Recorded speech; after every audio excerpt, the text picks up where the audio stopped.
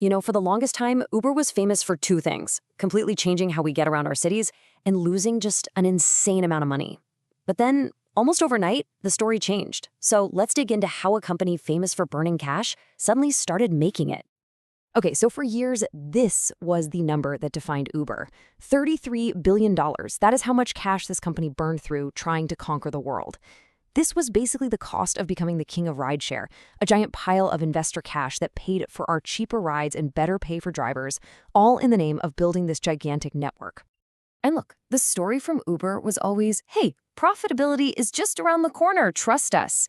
But after so many years and so many billions of dollars, you can't blame people for being a little skeptical, right? And then 2023 happened, and the whole story just flipped on its head. That's right. After burning through $33 billion, Uber did something nobody thought was possible. It reported its very first annual operating profit, ever. The markets were completely shocked. The stock price literally doubled. The whole game had changed. So that brings us to the big question, the central puzzle here. How on earth does a company go from hemorrhaging billions a year to suddenly printing money?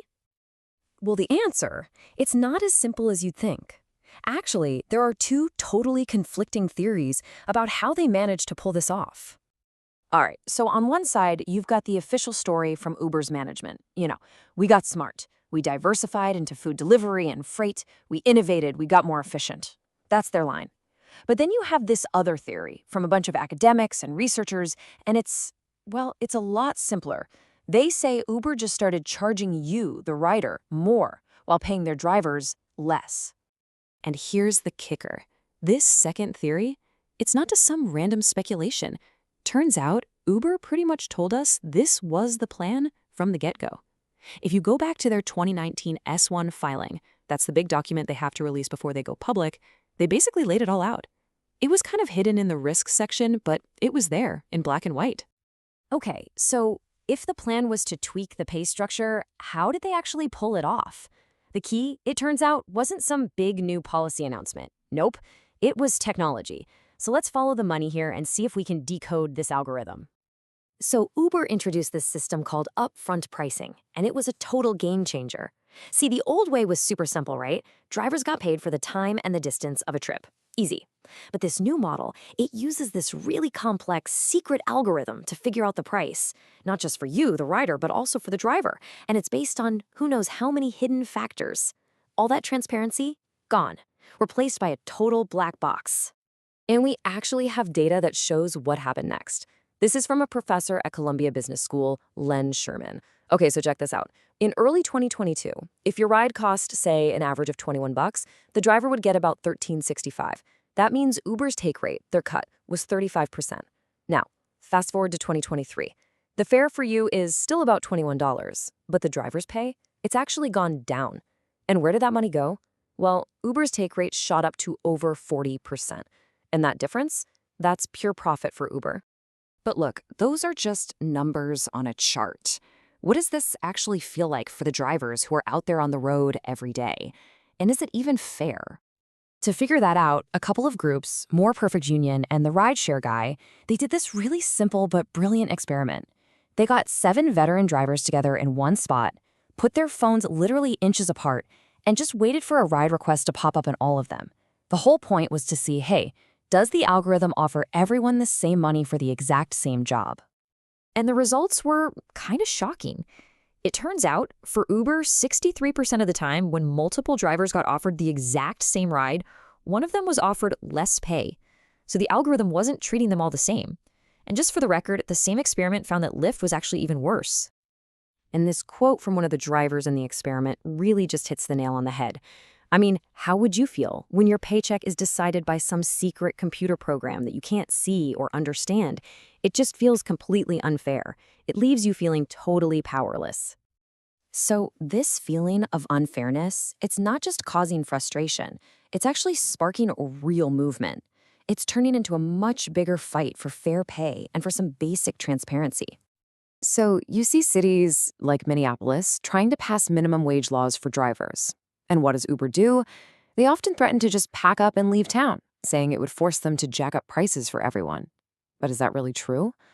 Well, a study compared Chicago, a city with no pay standard, to New York City, which does have one, and they found something really interesting.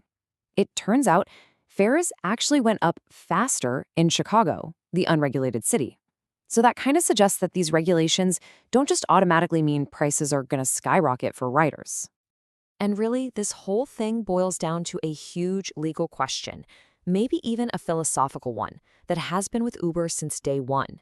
See, the company calls its drivers independent contractors, and that gives them flexibility for sure, but it also means no minimum wage, no benefits, no protections. But here's the massive contradiction that legal groups like Towards Justice are now challenging in court. If drivers are really independent business owners, right, then antitrust laws say they should be able to set their own prices. But they can't do that. Uber's algorithm does it for them. So Uber gets to have it both ways, total control over the price without any of the responsibilities that come with being an employer. Okay, but here's the major plot twist. While this whole debate over human drivers is raging, Uber is quietly working on a future that could make this entire conversation, well, irrelevant. The CEO, Dara Khosrowshahi, has this long-term vision, and it's all about partnering with a whole bunch of autonomous vehicle companies, like Google's Waymo. The goal for Uber isn't really to build its own fleet of robot cars. No, the plan is to be the one essential platform, the app on your phone that connects you to any driverless car from any company. They want to create this hybrid network of human drivers and robots, with Uber at the center of it all. Now, to be fair, the CEO is very clear that this isn't going to happen overnight. He actually thinks that for the next 5 to 7 years, the platform is going to grow so fast that they'll need more human drivers, plus the robots. But he also admits that if you look out 10 or 15 years, yeah, job displacement from all this automation is going to be a massive issue for society.